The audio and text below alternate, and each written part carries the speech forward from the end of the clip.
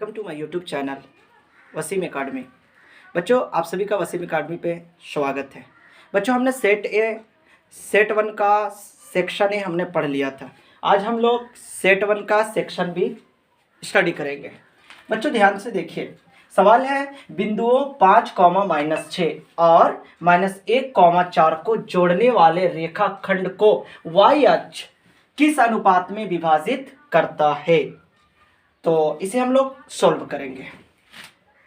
Solution सबसे पहले हम लोग गिवन, ध्यान से देखिए यहाँ पे बोला बिंदुओं 5,-6 और -1,4 दो बिंदु लेना है। तो हम यहाँ पे ले लेंगे, एक ए मान लेते हैं और एक बी। यहाँ ए की वैल्यू, ये ए की वैल्यू 5,-6, 5,-6, यहाँ से हम लोग लिख सकते हैं 5,-6 और दूसरा बिंदु कितना है -1,4। बोलता है कि इन बिंदुओं को जोड़ने वाला रेखाखंड को y अक्ष किस अनुपात में विभाजित करता है। y अक्ष बोला एक मान लेते हैं कि p पर करता है। किस पे विभाजित करता है? p पे। तो अब y अक्ष बोला तो हम यहाँ पे लेंगे 0,y। अगर x अक्ष बोलता तो x, 0 लेते, लेकिन हमें क्या बोला? y अक्ष बोला। y अक्ष बोला तो 0,y लेंगे। ठीक है, अब यहाँ ध्यान से देखेंगे, लिखेंगे अब सॉल्यूशन AP बराबर BP, AP बराबर BP, ये दो भाग में विभाजित कर, एक AP और एक BP। तो लिखेंगे यहाँ पे AP इक्वल टू BP। ठीक है, दोनों का XOR करेंगे, AP का XOR इक्वल टू BP का XOR। ठीक है, AP और BP मान लिया दो अनुपात, एक इधर और एक इधर, दो भाग में विभाजित कर रहा, दोनों तरफ XOR कर दी। AP का XOR इक्वल टू BP का XOR, क्योंकि XOR से XOR काट दें कोई फर्क नहीं पड़ने वाला। अब ध्यान से देखेंगे, यहाँ पे हम डिस्टेंस फॉर्मूला, दूरी सूत्र जानते हैं। दूरी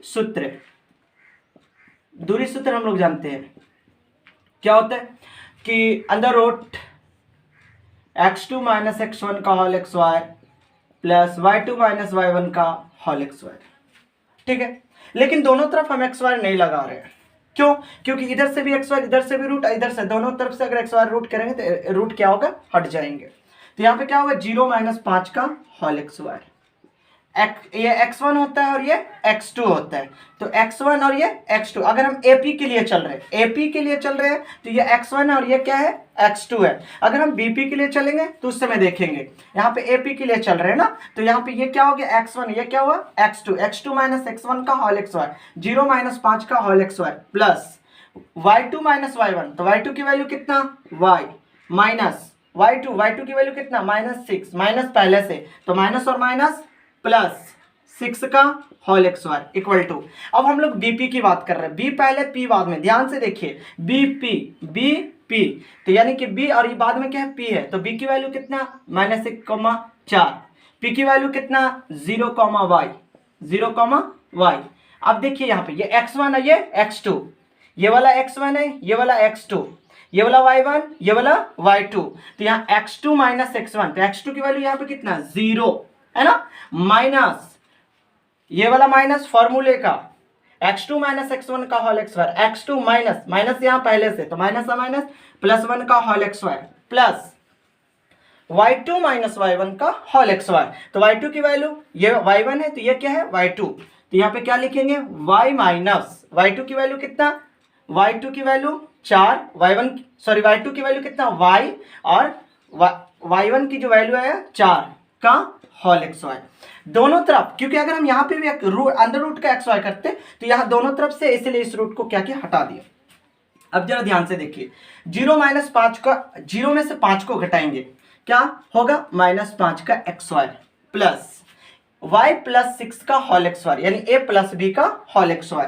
तो जब हम लोग a + b का होल XOR, यहाँ पे हम लोग a + b के होल XOR पे निकाल देंगे। तो हम लोग क्या जानते हैं? a + b का whole XOR equal to a XOR plus 2ab + b का होल XOR। इस फॉर्मूले पे यहाँ पे पुट करेंगे तो यहाँ पे क्या होगा? y का XOR प्लस 2ab, a की वैल्यू कितना? y, b की वैल्यू कितना? 6 प्लस b का XOR, b की वैल्यू कितना है? 6, तो हम क्या लिखेंगे?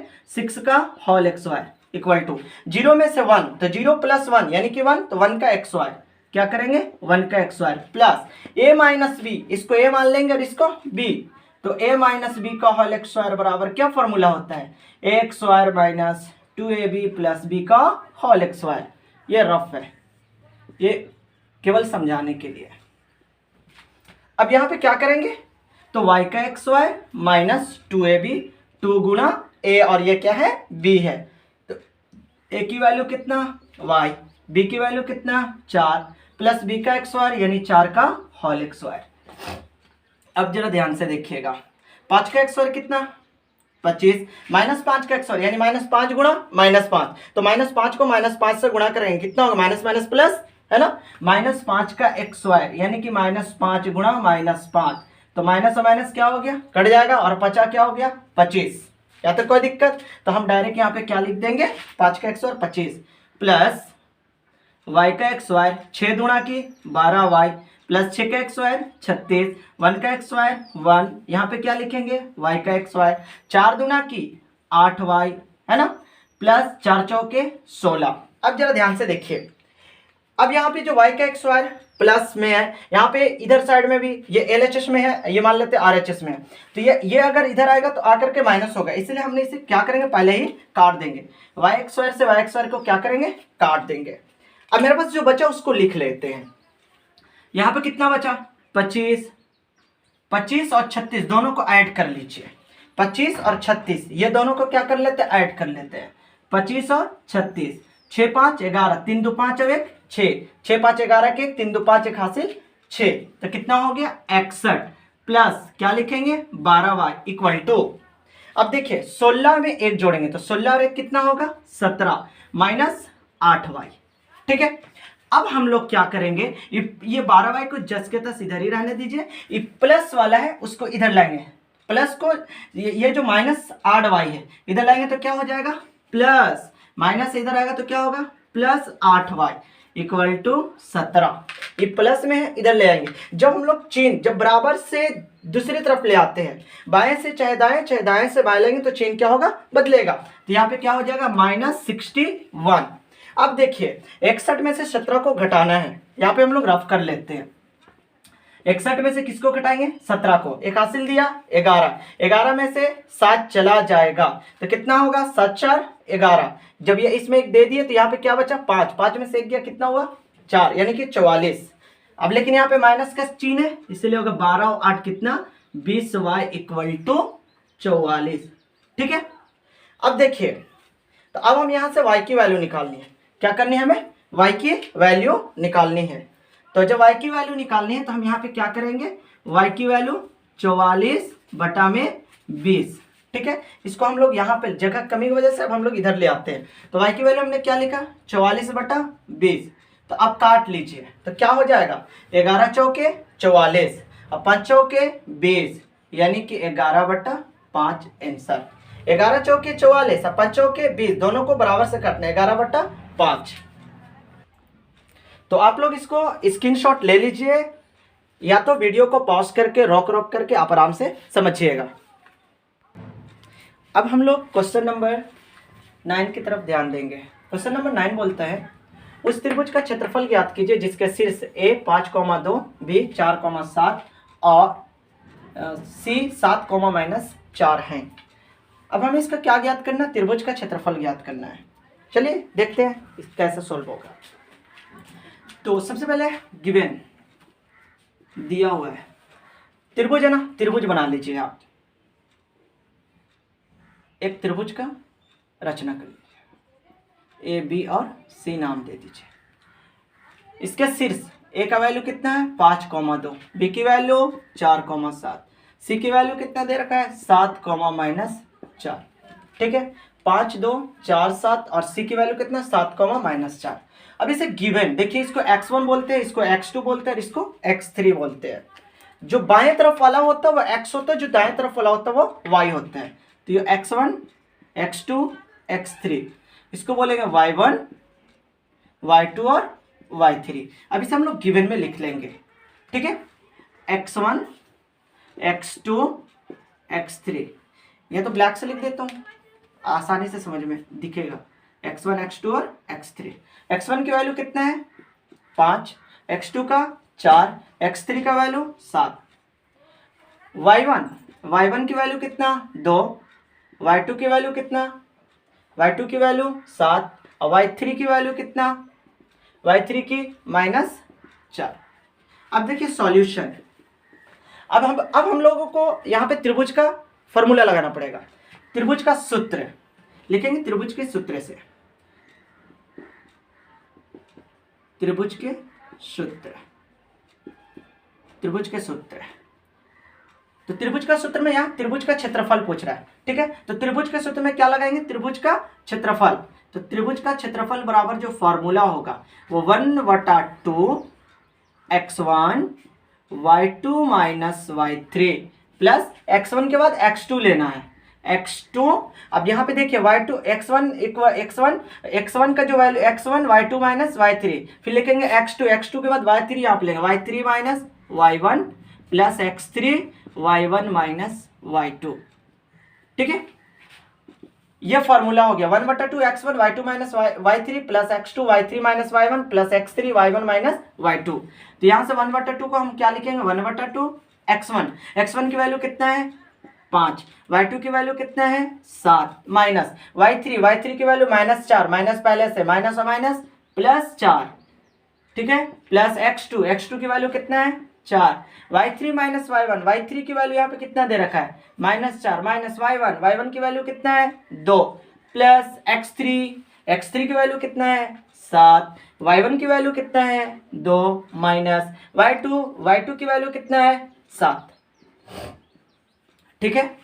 हमने क्या किया, x1 की वैल्यू बैठा है, y2 की वैल्यू कितना था 7 माइनस y3 की वैल्यू कितना था -4, तो माइनस माइनस प्लस x2 की वैल्यू कितना है 4, y3 माइनस y1 तो y3 की वैल्यू -4 माइनस y1 की वैल्यू कितना दे रखा है 2 प्लस x3 की वैल्यू कितना है 7, y1 माइनस y2 तो y1 की वैल्यू कितना दे रखा है यहाँ पे y1 की वैल्यू 2 माइनस y2 की वैल्यू कितना है 7। अब इसको सोल्व कर लीजिए। 5, देखिए जब कोष्ठ टूटता है तो गुना का चिन्ह होता है, तो कोष्ठ को तोड़ेंगे तो क्या होगा गुना, 7 और 4 को जोड़ दीजिए, 7 3 10 7 4 11 हो गया प्लस। अब जरा ध्यान से देखिए 4, ये कोष्ठ टूटेगा तो गुना, 4 और 2 माइनस और माइनस से जुड़ जाते हैं लेकिन चिन्ह क्या होता है माइनस का, तो 4 और 2 -6 प्लस 7, कोष्ठ को तोड़ेंगे गुणा, 7 में से 2 यानी कि यहाँ पे देखिए 7 में से 2 किया, चिन्ह किसका माइनस का, इसलिए हम यहाँ पे क्या लिखेंगे -5। 7 रुपया था 2 रुपया खत्म यानी -5। अब देखिए 1/2 11 × 55, ये प्लस और माइनस गुणा होता है, प्लस गुणा माइनस इक्वल टू माइनस, तो 11 × 55 प्लस और माइनस मल्टीप्लाई करके माइनस और 6 चौके 24 प्लस और माइनस 7 × 35 7 × 35 1/2। अब जरा ध्यान से देखिएगा, तो यहाँ पे इन दोनों को क्या करेंगे जोड़ देंगे, 35 और ये दोनों को क्या करेंगे जोड़ेंगे, यहाँ 55 माइनस 35 और 24 को जोड़ दीजिए, -35 और -24, 5 और 4 9 और ये 3 और 2 5 यानी -59, ठीक है। अब जरा ध्यान से देखिए, अब यहाँ पे देखिए 1/2, अब 59 में से 55 को घटा दीजिए, 59 में से 55 जाएगा क्या होगा -4, अब 2 से काट देंगे, 2 से क्या करेंगे काट देंगे, तो 2 दूना की 4 यानी कि -2 वर्ग मात्रक, ठीक है, ये -2 वर्ग मात्रक, -2 वर्ग मात्रक है ना, लेकिन ये -2 नहीं हो करके इसे क्या लिखेंगे हम लोग, इसका जो क्षेत्रफल होगा इसका संख्यात्मक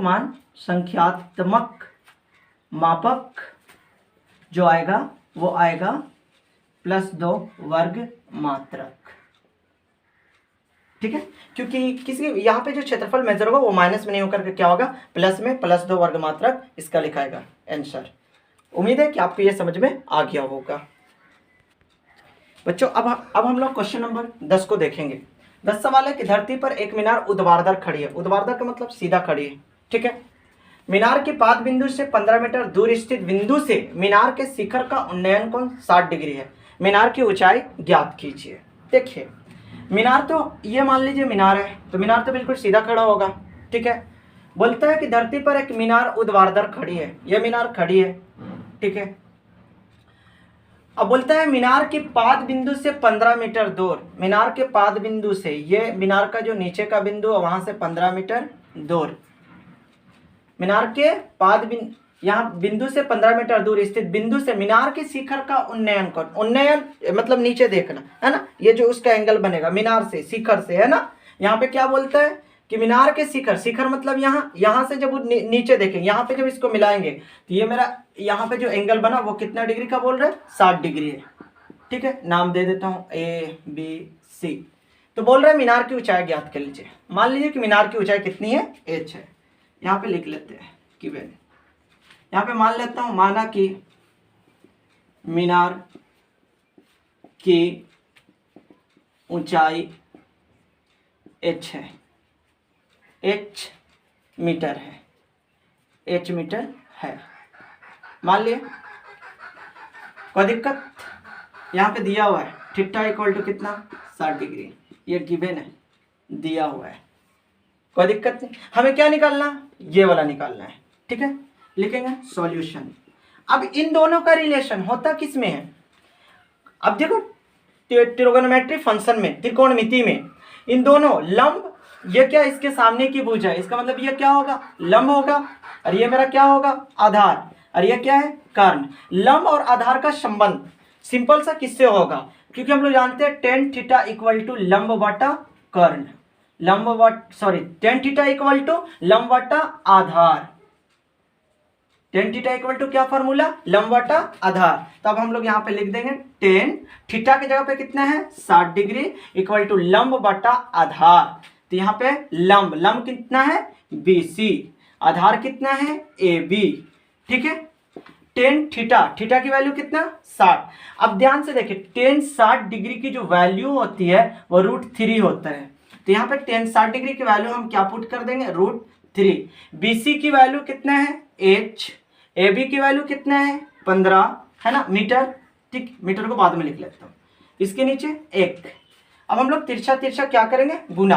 तो H में 1 से कितना होगा, H 15 में रूट से करेंगे तो 15√3, इतना मीटर। तो अब यहाँ पे हमसे क्या पूछा, मीनार की ऊंचाई, ठीक है। तो हम लोग लिख देंगे मीनार की ऊंचाई। तो जो मीनार की ऊंचाई आई, मीनार की ऊंचाई को हमने क्या माना था, h मीटर माना था। अब h की वैल्यू कितना है, 15√3 मीटर। यह हुआ आपका क्वेश्चन नंबर 10 का आंसर। उम्मीद है कि आपको समझ में आ गया होगा बच्चों। अब हम लोग question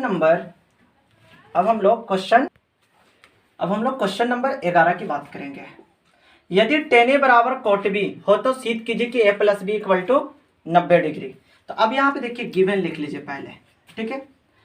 tan a equal to cot b, ये दिया हुआ है, हमें प्रूव्ड करना है, प्रूव्ड दैट यानी हमें सिद्ध करना है। क्या करना है, tan a equal to cot b, ये हमें सिद्ध करके लाना है।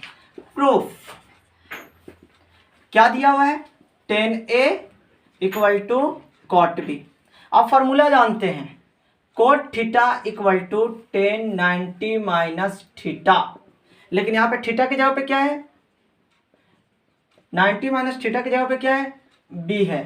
तो अब हम लोग यहाँ पे tan a equal to cot b है, तो ठीक है। अब हम लोग यहाँ पे cot b की जगह पे ये वाला वैल्यू को रख देंगे। तो यहाँ पे क्या है, tan a cot b की जगह पे हम लोग ये वाला वैल्यू को, यहाँ थीटा की जगह पे क्या है, b, अब ये वाला वैल्यू को यहाँ पे रिप्लेस कर देंगे। तो cot b इक्वल टू यहाँ पे क्या फॉर्मूला आ जाएगा, tan 90 माइनस b, ठीक है। अब देखिए 10 से 10 कट जाएगा, अब क्या आया, a equal to 90 minus b, ठीक है, ये 90 डिग्री। अब ए माइनस इधर लाएंगे, क्या होगा, प्लस इक्वल टू यहाँ पे 90 डिग्री। ये हमें क्या करना था, प्रूव्ड करना था। हेंस, या हेंस भी लिख सकते हैं, hence LHS equal to RHS proved. यहाँ पे आप ये भी लिख सकते थे, फ्रॉम LHS, हम लोग यहाँ पे लिख सकते थे, यहाँ पे फ्रॉम LHS, ठीक है। बच्चों रचना जो एक इसके पीछे का 2 क्वेश्चन 12 और 13 मैंने बना करके वीडियो अपलोड कर दिया है, आप जा करके उसे देख ले, क्योंकि बोर्ड का नहीं था उसे रचना, तो उसे हमने क्या किया कॉपी में बना करके और डाल दिया वीडियो में। अब वसीम अकेडमी में जा करके आप देख सकते हैं। अब यहाँ पे 14 नंबर जो क्वेश्चन है, एक थैले में 1 लाल 5 काली और 3 नीली गेंद है।